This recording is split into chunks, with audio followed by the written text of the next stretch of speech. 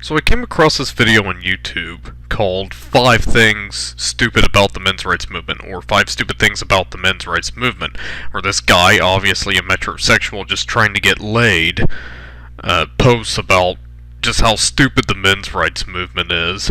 When I watched the video, and really, he clearly does not know much about the men's rights movement. He's probably just seen bits and posts here and there, probably from all of his feminist friends. That's all he's seen about it. But he takes it out of proportion, and he totally has the wrong idea about it. So we're going to go over all 5 reasons, or all 5 stupid reasons he has about the men's rights movement. Let's start with number 1. It's misogynistic. This is the one inescapable fact about the men's rights movement that makes it impossible for me to support. Are there legitimate issues raised by reasonable voices within the movement? Absolutely, and I'll talk about a few of those in a minute, but the movement itself is essentially misogynistic. And it's not even that it's actively anti-woman, although some of it obviously is. Most of it isn't the misogyny of the wife-beater or the determined sexist. It's the blindness, the insensitivity of men who can't or won't look beyond their own interests. It's the senseless panic of men who view every feminist gain as a masculine loss. Here are a few examples of the sort of misogynistic things I've noticed about the men's rights movement. Okay, stop right there. Okay, sure, there's gonna be misogynistic men in the men's rights movement. It's obvious, but look at all the misandrist females in all these feminist groups. Why aren't you bringing that up? Yes, there's gonna be radicals on both sides, and I know most people don't like radicals unless they're radical themselves. But what he doesn't get, the men's rights movement is not about men flipping out on every feminist gain, thinking that they should have everything for themselves. No, the men's rights movement initially formed, or at least this is the reason I became part of it, was because feminism has gone way too far, as you have seen in second and third wave feminism, which that new Sexodus article on Breitbart talks about, and you should check it out. I'll leave it in the description. Probably do a video on it later on. But the men's rights movement, at least the intention of it, the way I see it, being an MRA, I'm not out to let men control everything again like they once did. No, I am for gender equality. But the reason I am a men's rights activist is because men, they're losing their rights. They're becoming lower. Women have more rights than men. It's just society is unbalanced. We are not living in this patriarchy that all the mainstream media is making us believe. So, therefore, the men's rights movement is not a bunch of selfish men only caring about themselves. The feminists have gained so much to where it's getting to where, the men gotta chip in. They gotta get some stuff back. It is too unfair. Society is biased towards women. That is the way it is. Reason 2. It attacks feminine privilege while ignoring male privilege. This whole concept of feminine privilege is hilarious to me. It's not that I deny that feminine privilege exists in our culture, it's just that I think it's absurd to try and equate it with male privilege. The benefits of feminine privilege include having men pay for your drinks and open doors for you. The benefits of male privilege include getting to run the motherfucking world. I think I'd rather pay for my own drinks. Okay. I can't believe what I just heard from him. Okay, what did he just say right there? Alright. What was his reason? Let's go back a little bit here. Okay. His whole reason right here, it attacks feminine privilege while ignoring male privilege. Okay. Isn't that the women's rights movement? Just reverse that? That's what the feminist movements are about, or at least the modern day ones. They attack male privilege while ignoring female privilege. He acts like men run the world when no they don't. There's a video, if it's still on YouTube, I'll link it in the description, but it's a men's rights activist and a feminist, and I may do a video response to it. But, look, yes, men still have privileges, and those are the ones women are attacking. Look at the male privilege now. The gender gap in pay and the gender gap in Congress. Those are the two that are being focused on most now. And the feminists are attacking those privileges. Now, the female privileges, on the other hand, let's say, like, well, yeah, he did bring up paying for drinks, but he acted like that was it. No. Like, okay, what about in the case of a rape? It's always the man who's blamed first, and the U.S. legal system, the accused are supposed to be innocent until proven guilty, but in any case of a rape, if a man's accused of rape, he is guilty until proven innocent. What about the gender gap among college students? Now that's one you don't hear about. That's because women make up approximately 56% of college students. And what about women making better grades in college? What about men having to hand over everything to women in a divorce? What about the man having to hand over the kids to a woman in a divorce, or his wife, and a man having to pay child support for the rest of his life? What about all that stuff? And what about all these healthcare benefits that are exclusive to women? All this stuff. And what about men serving longer sentences in prison than women for the exact same crime? The way I see it, these male privileges are being attacked by the feminists, while the feminine privileges that the feminists or the women currently hold, they're being ignored by the feminists. Look, this is in no way correct. Okay, maybe in minor ways, but he totally needs to do a reality check. Seriously, dude. Reason 3. It seeks to minimize concern over domestic violence.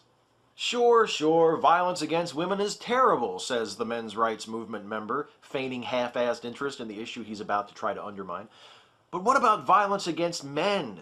You never hear about that. As though there's this silent epidemic of woman-on-man domestic abuse. And you know what? Maybe there is.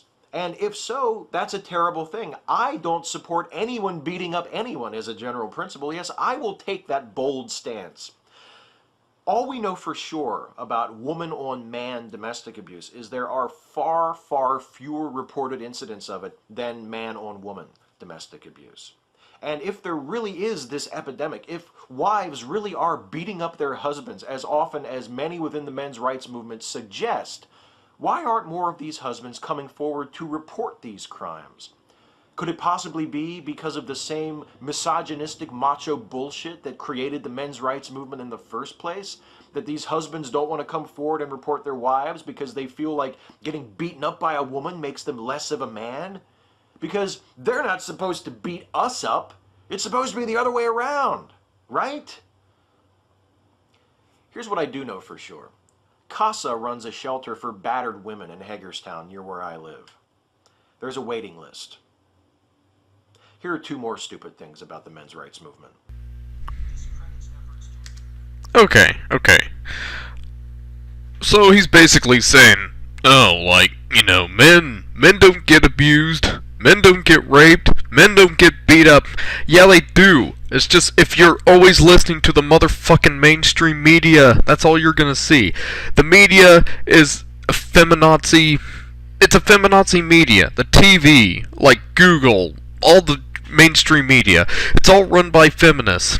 Anytime a man is sexually abused or raped, you're not going to hear about it. The mainstream media will take statistics and make them look differently depending on how it better fits their agenda. And another thing I want to hear about, and here's something else I want to say as far as beating up people. Okay, look, we're all against abuse of all kinds. You know, we both agree on that.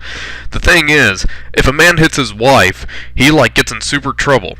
Kind of like that football player that, I don't know, slapped or punched his fiancée in the elevator. He got in big trouble for that. Or what about Chris Brown beating up Rihanna? Oh my gosh. But then what about Emma Roberts, slapping her boyfriend or, punching him? You don't hear anything about that. And it's the same with relationships. Say if a boy hits his girlfriend or his wife, oh, he gets in super trouble. And even if she's messing with him and he just has to hit her in self-defense, he still gets in trouble. He still gets the blame for it.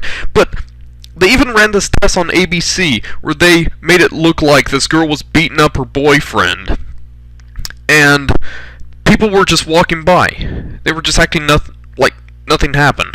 And then, like, even, like, one woman walked by and was like, oh, I don't know why she was, like, hitting him and slapping him around, but I think he deserved it. And, he's probably cheating on her. And then, like, they were like, well, do you even know why?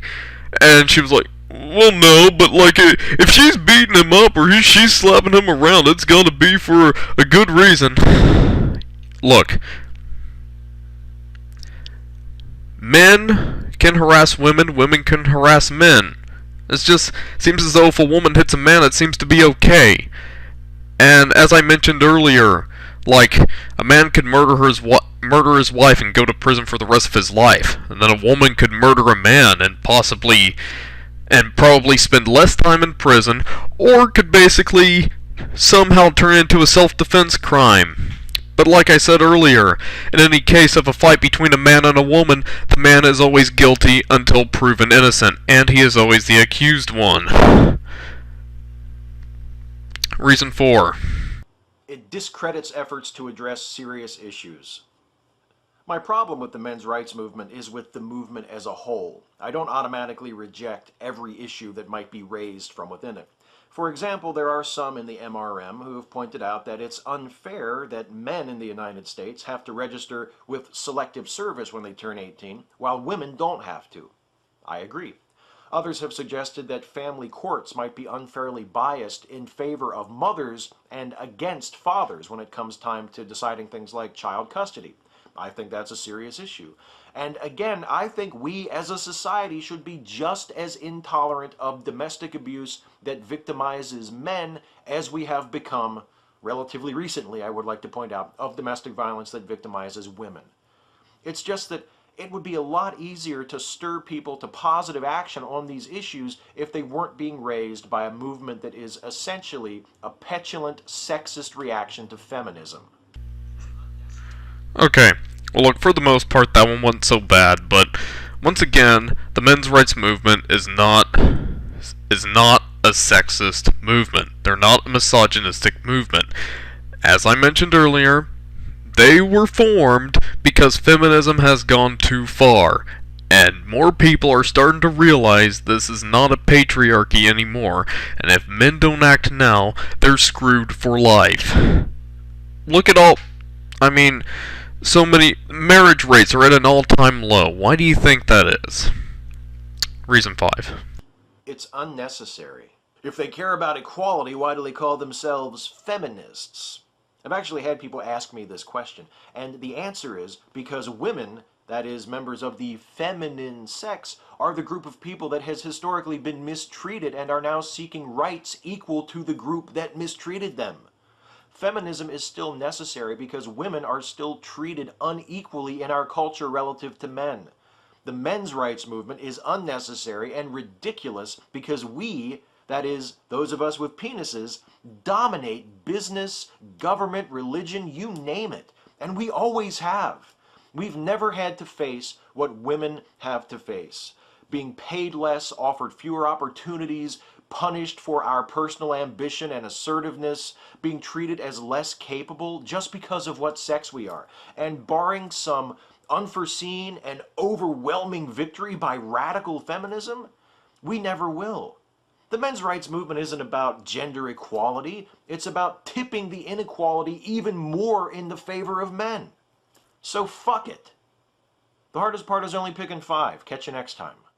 Okay, let me stop it right there. Okay. He's totally in the dark here. Okay? He thinks the men's rights movement is just here just because he's like, oh, women gained the right to vote. We must stop it. We must just mess things up. We must take our rights back. No. He doesn't get that men are being oppressed. Men are being the ones looked down upon now. Men are being treated as secondary genders now. He acts like women are still the ones mistreated. I mean, where does he get his news? Like the Huffington Compost? That would make sense. But look, and I do not like his use of the word feminist because, okay, maybe he's a time traveler. Who knows? I mean, if it was back in first wave feminism, yes, I do believe feminism meant equality back then, but words change meaning over the years or over the decades. With second and third wave feminism now, feminism has come to the definition, or at least the way I see it, as women who want to be greater than or equal to men. And as the Sexodus article puts it, is modern feminism is basically one-sided hypocrisy that we are supposed to believe is equality when it's not. And the men's rights movement, they are for equality. They shouldn't call they shouldn't call themselves feminist. So, in a way, if he wants to say, they shouldn't call themselves men's rights activists if they're for equality. Okay, in a way, I can agree with that. So, that's one thing the Amazing Atheist says. He says that he calls himself an equalitarian. And that, you really can't argue with that. So if you are for gender equality, equal rights, you should call yourself an equalitarian.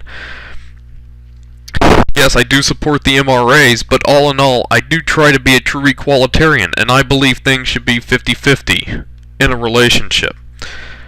How far back is he living in time? I want to ask him that. It makes no sense, okay? Okay, maybe men still dominate religion, and maybe they still dominate business, but that has been changing. There have been major changes.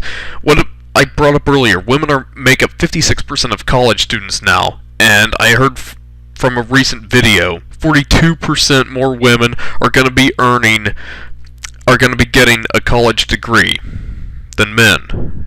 And not only that, it's like women are making better grades, as a Sexodus article that I have in the description, that even puts out that men are just like, they are second place when it comes to gender grades in college. Men are getting lower grades, and no one's doing anything about it, because everyone, when it comes to feminism or the men's rights movement now, people think like this guy right here, and they think that it's just, oh, men just dominate everything. No. You gotta look behind the curtain. Quit listening to all your metrosexual or feminazi friends. That is not the way society is. Yes. If this was like 50, 60, 70 years ago, okay, he'd be right on a lot of this stuff. But it is not that way in our present-day society. I mean, look, he's got to wake up. And if you're thinking like him, you've got to wake up as well. This is not the way society is run, okay? Now it's men that are looked down upon for everything, okay? Okay, alright. So to end things off there, no, that's not what the men's rights movement is about, okay? Yes, he is right. Some members of the men's rights movement will be like that, but look, I'm not one of them. And as far as tipping the plate goes, here's what happened, okay? There were no men's rights movement, and when feminism came along, it started balancing the plate out, and it was going fine. But then as feminism kept tipping the plate more and more, it was feminism, it was the feminists that were tipping the plate too much, that's when the men's rights movement formed, and it started trying to balance out the plate again, okay? Feminists have the advantage, and this third wave feminism that the Sexodus brings up is just trying to tip the plate even more. He has either things backwards, or he just has his head in the sand. I mean, either this guy's living in the past, or he doesn't read the news. He just listens to the average feminazi, or, probably he's just so desperate to get laid, and he's not gonna get laid. And you know what? He can support feminism all he wants, but then, he's still gonna get criticized for even being a male feminist, because that's what it is. As the Sexodus article puts down, damned if you do, damned if you don't. I'm the Complicated Christian. Stay tuned, I got more videos coming soon. Bye-bye.